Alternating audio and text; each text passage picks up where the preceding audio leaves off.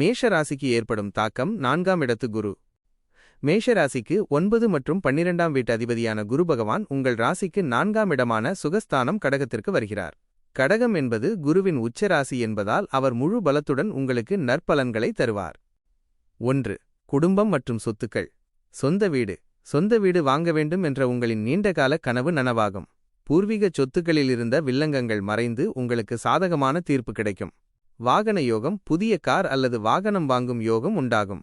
தாயார் ஆதரவு. உங்கள் தாயாரின் உடல் நலத்தில் முன்னேற்றம் ஏற்படும். அவருடனான உறவு பலப்படும். 2. தொழில் மற்றும் வருமானம். பணியிட மாற்றம். சிலருக்கு அவர்கள் விரும்பிய இடத்திற்கு இடமாற்றம் டிரான்ஸ்ஃபர் கிடைக்கும். குருவின் பார்வை 10ஆம் இடமான தொழில் ஸ்தானத்தின் மீது விழுவதால் வேலையில் அதிகாரமும் கௌரவமும் கூடும். பொருளாதார உயர்வு. வருமானத்தில் ஸ்திரத்தன்மை ஏற்படும். பழைய கடன்களை அடைத்து நிம்மதி பெறுவீர்கள்.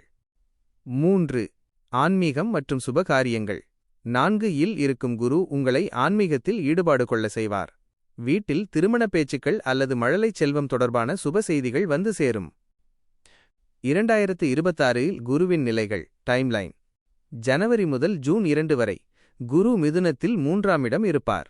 இது குறுகிய தூர பயணங்களையும் இளைய சகோதரர்களுடன் நெருக்கத்தையும் தரும்.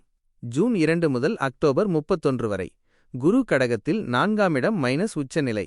இதுவே உங்களின் பொற்காலம்.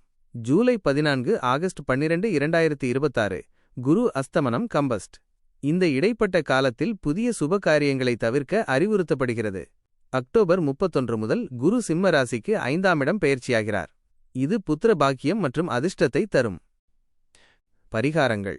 தட்சிணாமூர்த்தி வழிபாடு. வியாழக்கிழமைகளில் மஞ்சள் நிற மலர்கள் சூட்டி தட்சிணாமூர்த்தியை வழிபடவும். தானம்.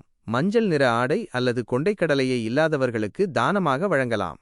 குலதெய்வ வழிபாடு. குரு பெயர்ச்சிக்குப் பிறகு ஒருமுறை உங்கள் குலதெய்வ கோவிலுக்குச் சென்று வருவது நற்பலன்களை கூட்டும்.